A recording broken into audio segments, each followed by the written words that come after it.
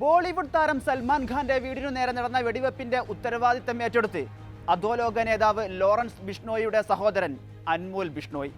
തമാശയല്ലെന്നും തങ്ങളെ നിസ്സാരമായി കരുതരുതെന്നും ഇത് അവസാന താക്കീതാണെന്നും അൻമോൻ ബിഷ്ണോയ് സമൂഹമാധ്യമത്തിൽ കുറിച്ചു. സൽമാന്റെ വീട്ടിലാണ് ഇനി വെടിവെപ്പ് നടക്കുകയെന്നും ഇയാൾ കൂട്ടിച്ചേർത്തു. ദീർഘ നാളുകളായി ലോറൻസ് ബിഷ്ണോയിയുടെ സംഘം സൽമാൻ ഖാന് നേരെ വധഭീഷണി ഉയർത്തുകയാണ്. 1998 സൽമാൻ ഖാൻ രാജസ്ഥാനിലെ ഒരു സിനിമയുടെ ചിത്രീകരണത്തിനിടെ 2 കൃഷ്ണമൃഗങ്ങളെ വേട്ടയാടിയ സംഭവത്തിന്റെ പകയിലാണ് ലോറൻസ് ബിഷ്ണോയ് നടനെ വകവരുത്താൻ ശ്രമിക്കുന്നത്. കൃഷ്ണമൃഗത്തെ ബിഷ്ണോയ് വിഭാഗം പരിഭാവനമായാണ് കരുതുന്നത്. തങ്ങളുടെ ഗുരുവായ ജംബാജിയുടെ പുനർജന്മമായാണ് ഇവർ കൃഷ്ണമൃഗത്തെ കണക്കാക്കുന്നത്.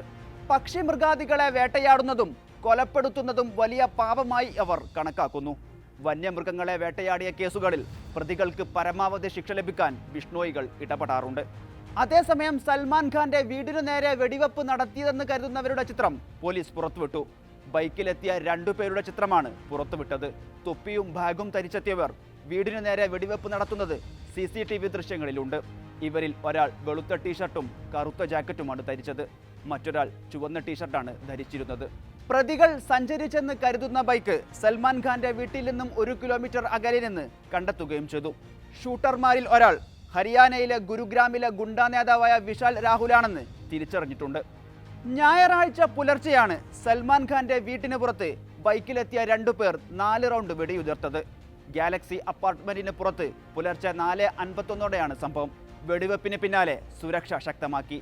വെടിവെപ്പ് നടക്കുമ്പോൾ സൽമാൻ ഖാൻ വീട്ടിൽ ഉണ്ടായിരുന്നുവെന്ന് മുംബൈ പോലീസ് ഉദ്യോഗസ്ഥർ പറയുന്നു. സൽമാൻ ഖാന്റെ പിതാവും നടനും തിരക്കഥാകൃത്തുമായ സലീം ഖാനും വധഭീഷണി നേരിട്ടിരുന്നു. കത്തുവഴിയാണ് ഭീഷണി ലഭിച്ചത്. ബാന്ദ്ര ബസ് സ്റ്റാൻഡ് പരിസരത്താണ് കത്ത് കണ്ടത്. പഞ്ചാബി ഗായകൻ മൂസാവാലയെ ചെയ്തതുപോലെ ചെയ്യുമെന്നാണ് കത്തിലുണ്ടായിരുന്നത്.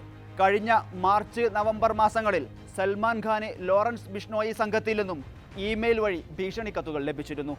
മയക്കുമരുന്ന് കള്ളക്കടത്ത് കേസിൽ അകപ്പെട്ട ലോറൻസ് ബിഷ്ണോയ് ഇപ്പോൾ ജയിലിൽ കഴിയുകയാണ്.